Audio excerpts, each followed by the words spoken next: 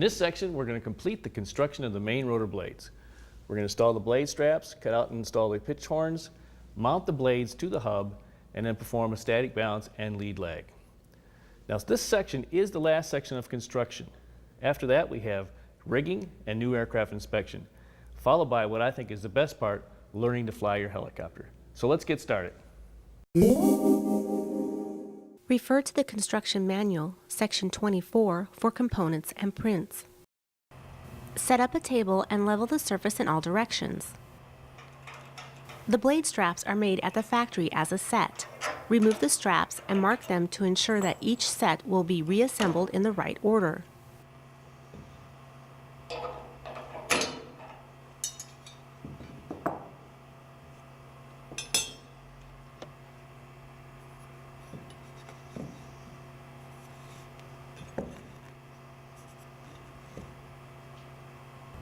Note, the cord line is scribed on the end of the blade. Reference the construction print to mark the blades to remove the trailing edge on the root end. Use a hacksaw or a portable bandsaw to carefully cut the blade.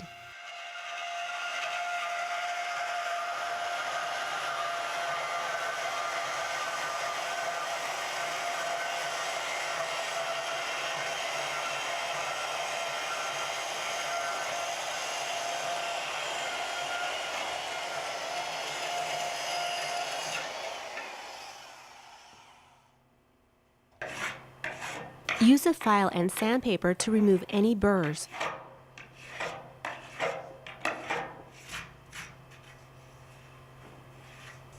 Measure the wood filler blocks on the root end of the blades.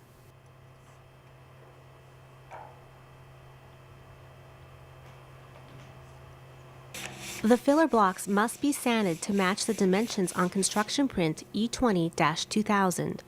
Normally, a small amount needs to be removed by sanding. Using a No. 2 pencil with normal pressure, cover the surface to be sanded. Use sandpaper wrapped around a block of wood for even sanding. Sand until all signs of the marks are gone. This method normally removes 0.02 of an inch.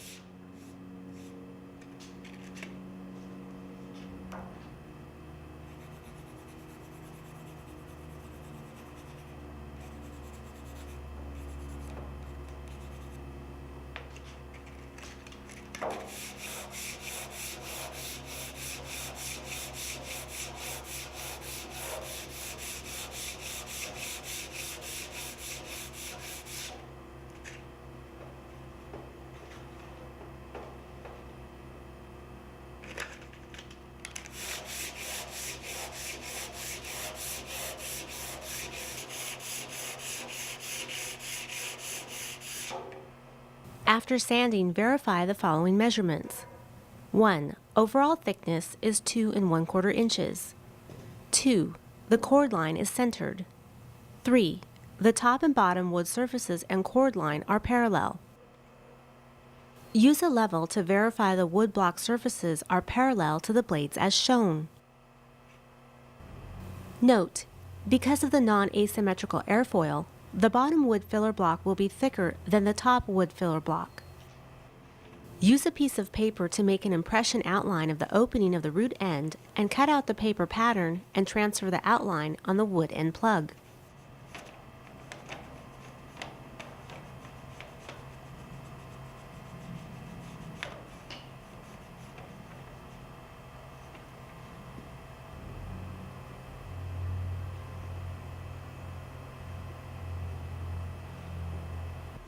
Draw a line even and parallel with the rotor blade where the top and bottom skins meet. Place the wood end plug next to the rotor blade and draw a line even and parallel with the spar. Drill the vent holes in the wood plug as per the construction print. Cut out and fit the plug to the root end of the blade, taking care not to change the shape of the airfoil.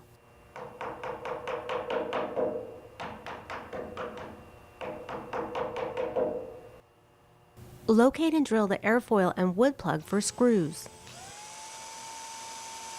Use a number 47 drill for the pilot hole and a number 32 drill for the shoulder of the screw.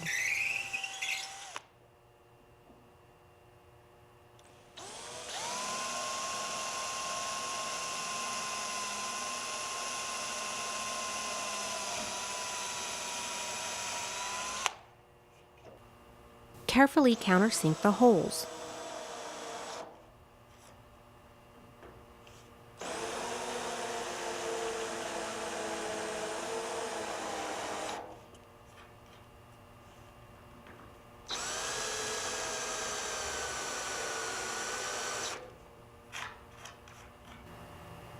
Apply 3M structural adhesive, also called blade glue.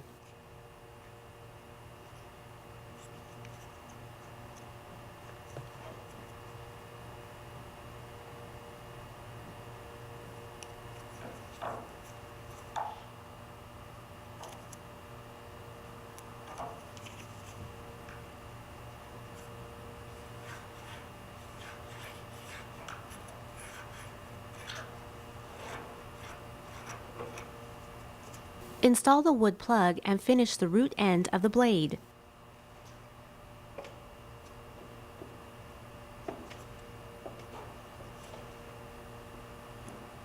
Use a number 47 drill for the pilot hole and a number 32 drill for the shoulder of the screw.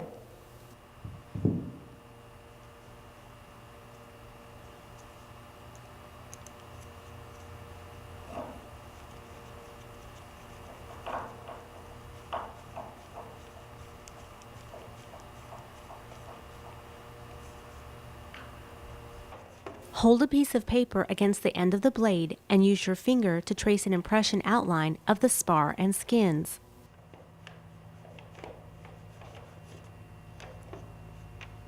Cut out the paper pattern and transfer the outline on the wood end plug. Drill the 1/4-inch vent holes as per the construction print E20-2000. In between the vent holes, drill 2 1/8-inch holes for the number 8 by 3/4 inch long sheet metal screws, if needed, for dynamic balancing. Cut out and fit the plug to the rotor blade, taking care not to change the shape of the airfoil. Use a number 47 drill for the pilot hole and a number 32 drill for the shoulder of the screw.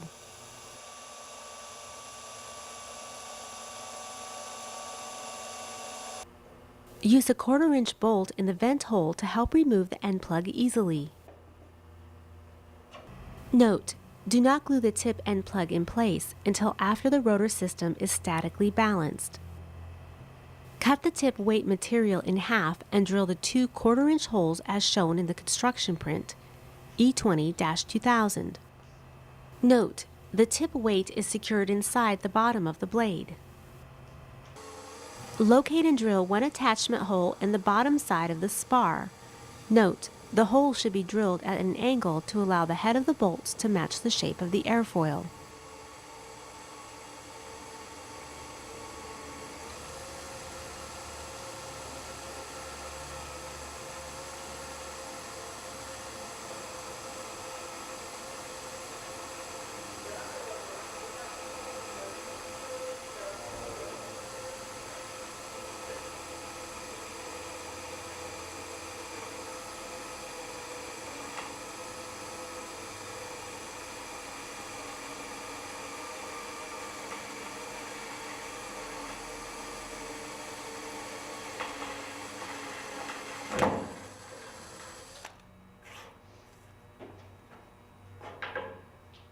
Install a bolt in the hole, then use the tip weight as a template to drill the other hole.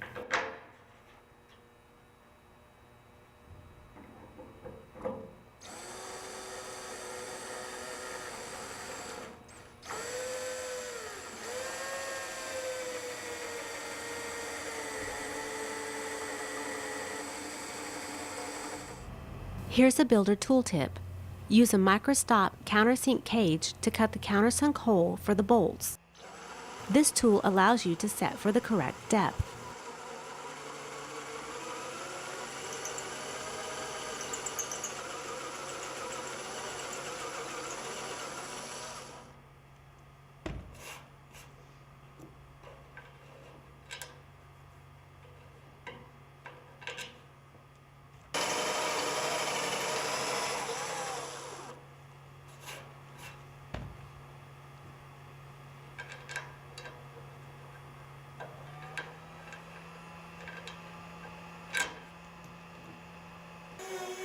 Note: The rivet tails extending inside the blade where the tip weight is located can be removed to allow the weight to sit flush. Use a Dremel tool to grind the rivet tails flush.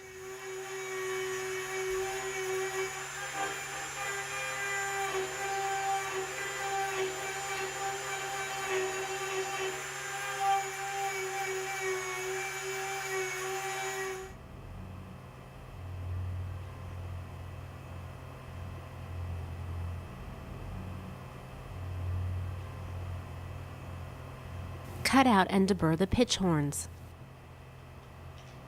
Fit the pitch horn clevis to the pitch horn. It may be necessary to radius the corner of the pitch horn for proper clearance.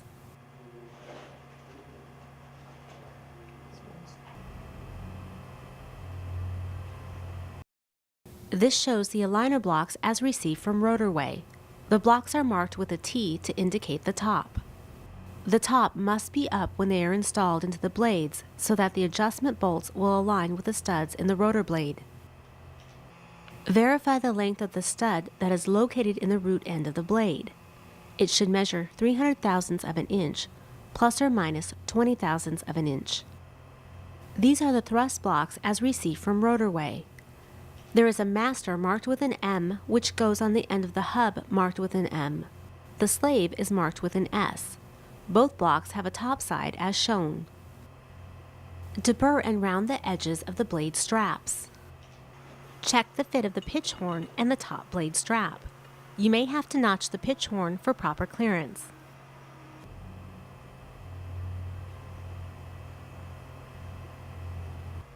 Use two 5/16 inch bolts and the 9/16 inch bolt to secure the thrust block and the aligner block between the retention straps.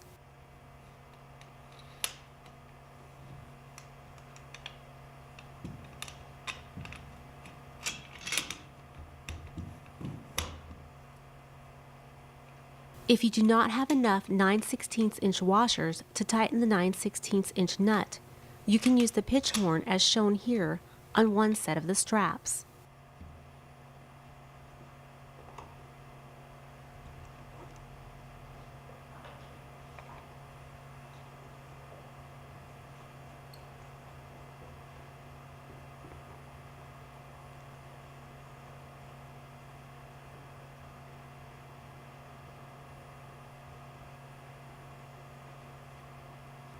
Place the retention strap assembly on a flat surface.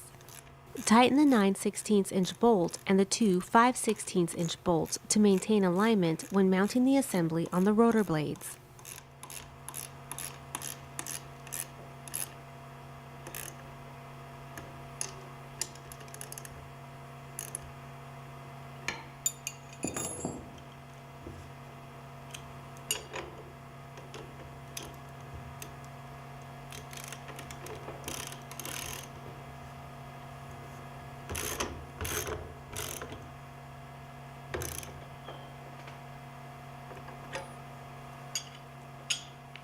Turn the back of the thrust block towards the edge of the strap that has the 3 holes.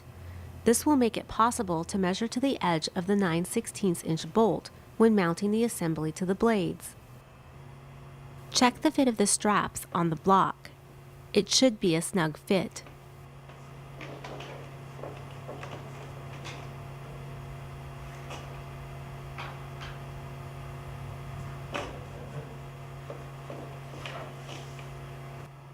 Use grease in the corner of the aligner block and strap to prevent them from being glued together. Apply a thin layer of glue to the filler block and mating strap surface. Then slide the assembly so that the last bolt hole in the strap is at the end of the blade.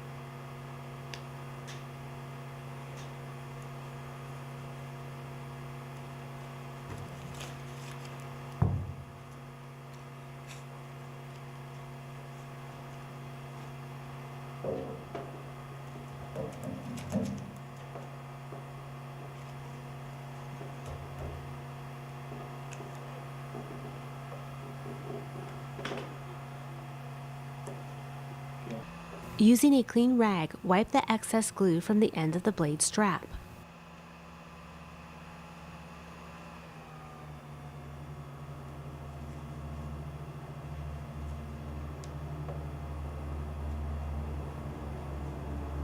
To mount the retention straps on the rotor blades in the correct location, do the following. 1. Slide the assembly on far enough to install the 5/16 inch bolt that is shown here. To assist with your alignment, fabricate this tool. From a piece of half-stock aluminum rod, cut it to a precise length of 1.707 inches. Fabricate this on a lathe to be sure both ends are perfectly square. This tool can be used to set up the alignment as shown here. 2. Place a straight edge against the leading edge of the blade.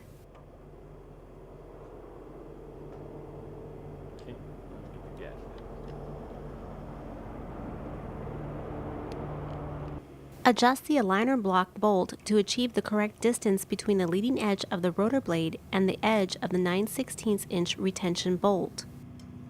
That calculates to a measured distance of 1.704 inches to 1.709 inches from the bolt edge to the leading edge.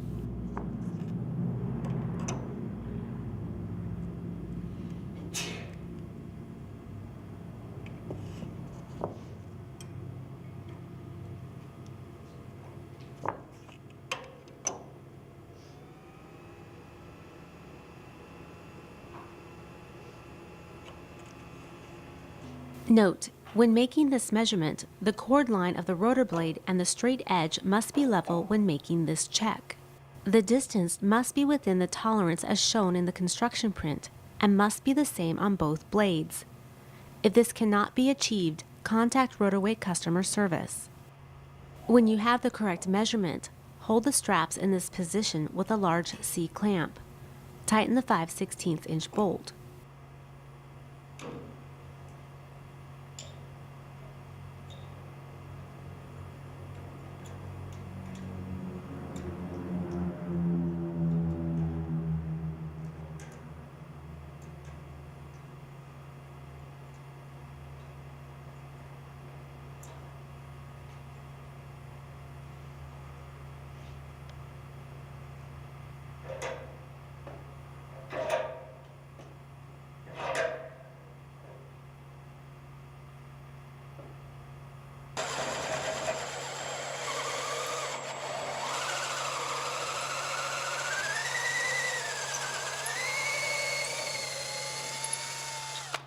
Pass a 5/16 inch drill through the remaining holes one at a time and install the bolts.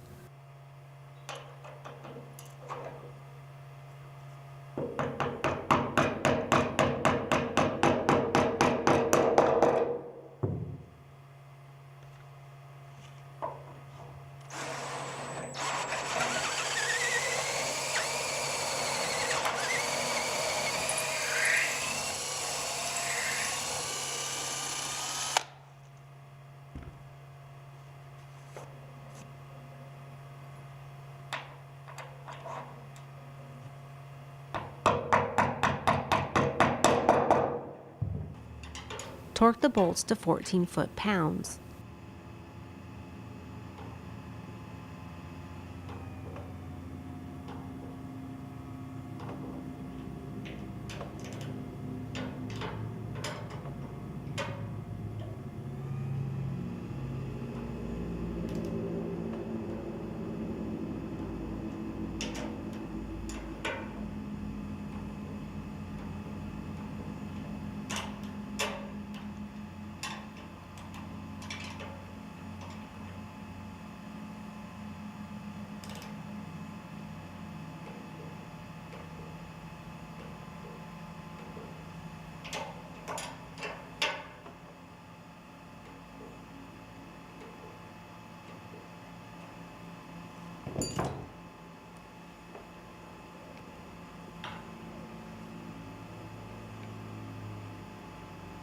At this time, the main rotor blades should be painted.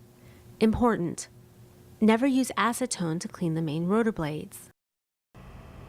As an option, the leading edge of the root end can be filled with and contoured as shown. Reference the construction print for more details. Remove the aligner blocks and mask the bolt heads and lock nuts as shown before painting. Sand the edge of the primer coat with a sanding sponge.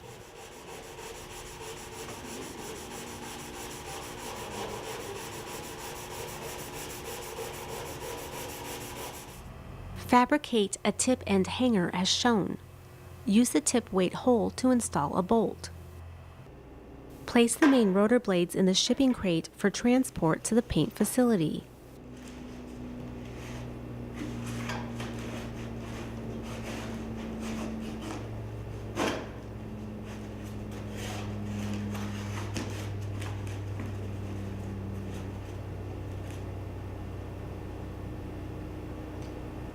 Referring to the rotor hub section in the maintenance manual is good reference to help the new builder/pilot understand the rigging of the rotor system.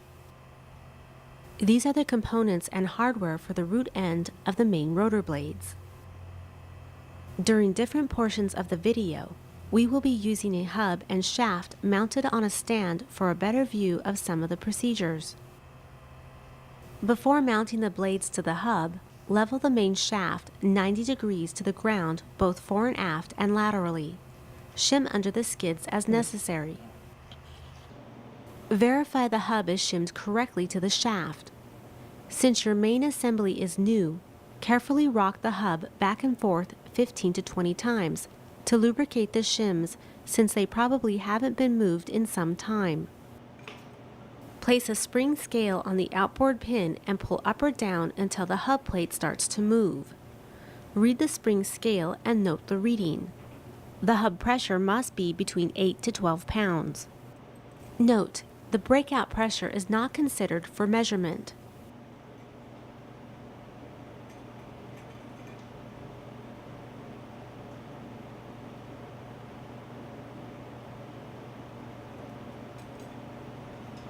If your reading does not fall within these limits, refer to the maintenance manual on rotor hub shimming. As per the construction print E49-2000, you will notice that the hub is centered on the shaft by using stainless steel and Delrin shims. Before mounting the main rotor blades, you must verify the hub is centered on the shaft. Refer to the maintenance manual to fabricate this hub fixture to measure the hub shaft center position. This fixture is also available from the parts department.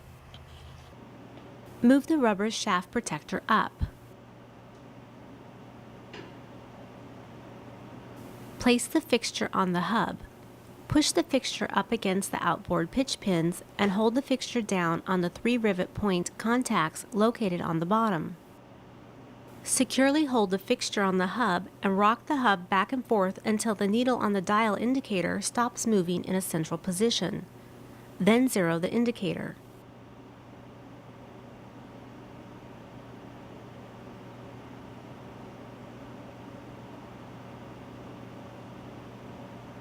Carefully remove the fixture and place it on the other side of the hub using the same procedures. Repeat the steps and determine if the hub is off-center. Hub centering must be within 0.02 of an inch TIR, total indicated reading.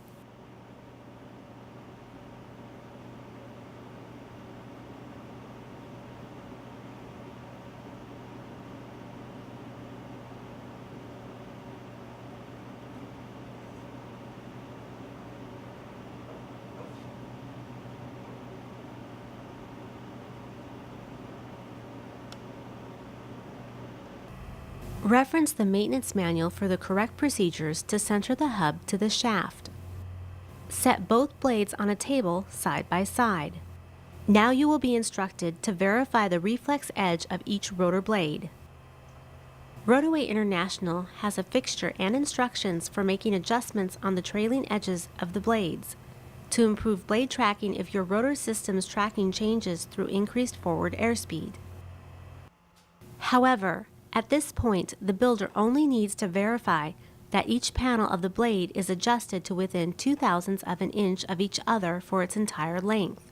This fixture is also available from Rotoway's parts department. When checking one blade against another, you may notice a difference in the readings. The airfoils are matched at the factory. Trying to have both blades identical may induce vibrations. Each blade must be adjusted to within 0.02 of an inch for its entire length. If your readings vary, you will need to average the readings and adjust accordingly. Fabricate a piece of nylon block to use as an edge tool. Make a cut down the middle of the edge about 3/8 of an inch deep. Bend the trailing edge up or down gently to obtain the correct angle.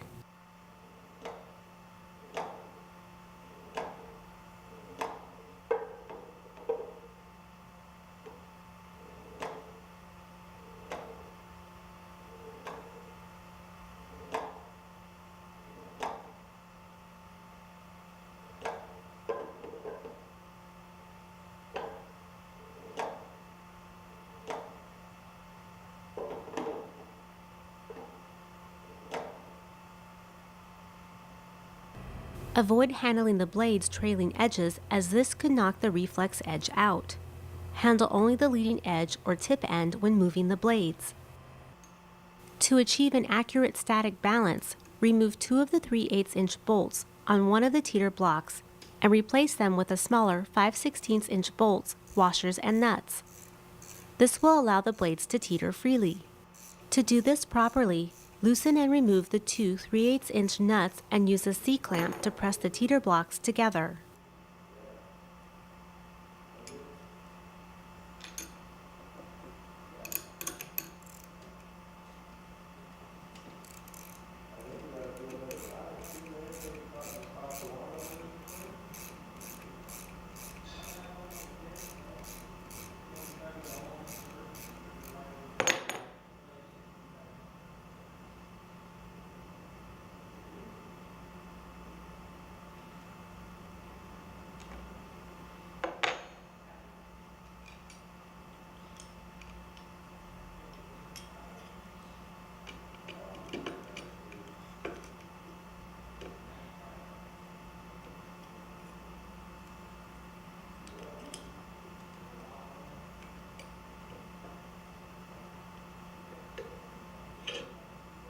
Use a 9/16 inch box end and turn the 3/8 inch bolt. Find the best position to remove the bolt. Loosen or tighten the C-clamp until you feel the least resistance. Apply grease to the threads and with a punch and a hammer, knock the bolt out of the hub and teeter block.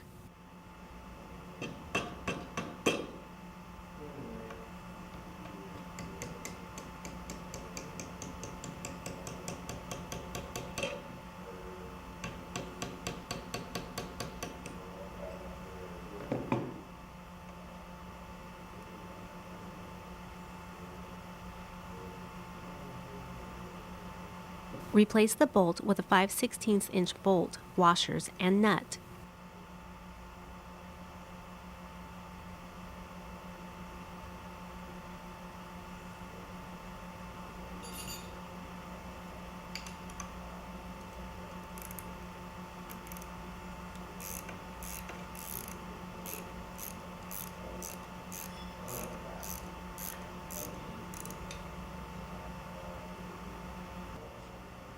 Remove the other bolt with the same technique and remove the C-clamp. The hub should teeter very easily with 5/16 inch bolts installed. If not, snap rings from the main drive pin should be removed.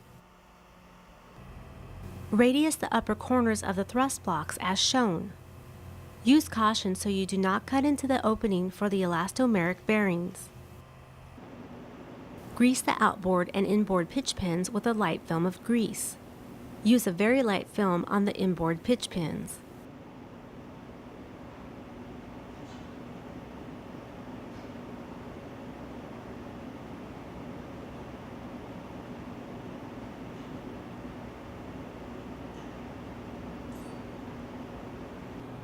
Install the thrust blocks on the hub without the elastomeric thrust bearings at this time. Make sure to match the block marked M to the master end of the hub and the block marked S to the slave end of the hub. Also, both blocks have a top side. Remove any excess paint from the blade strap holes.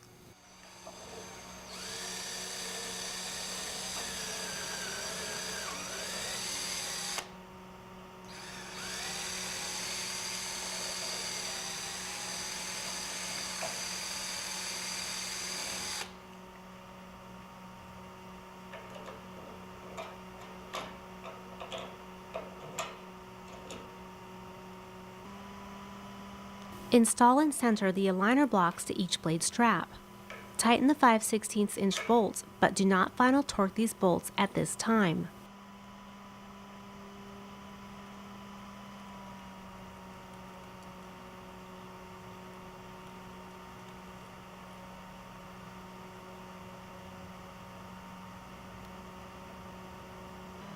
Make sure the 9/16 inch bolt will slide in and out smoothly.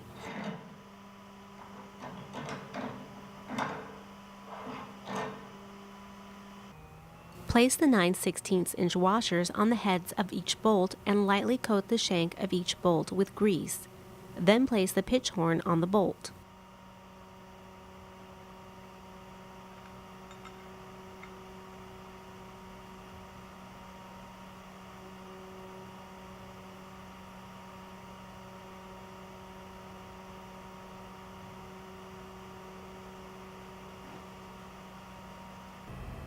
To help in mounting the rotor blades, it would be helpful to fabricate this fixture, which clamps around the tail boom at the third bulkhead and supports the end of the blade approximately 30 inches above the top of the tail boom as shown. With the help of someone, mount the first blade to the rotor hub using the tail boom fixture to support the blade end. The hub should be adjusted to align the outboard pitch pin with the inner race of the aligner block bearing. Slide the blade far enough to install the 9/16 inch retention bolt and the pitch horn through the straps and the thrust block. If the blade does not slide on far enough, verify the teeter stop lower blade strap is not against the rubber sleeve. If it's against the rubber sleeve, adjust the tail boom bracket to raise the blade slightly and install the 9/16 inch bolt. Note, you'll be instructed later to shorten the strap. This bolt should slide in fairly easy when the blade and hub are in proper alignment. Do not force this bolt in with excessive pressure. Have the person helping you lead or lag the blade slightly to aid with bolt installation if necessary.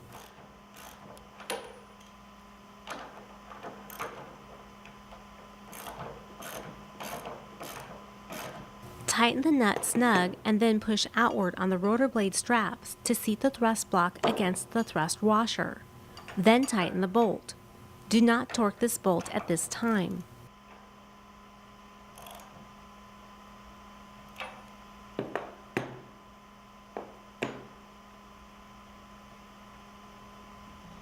To mount the other blade, you will need the person who is helping you be in a position to maneuver the blade up and down and along with the lead or lag movements in relation to the rotor hub.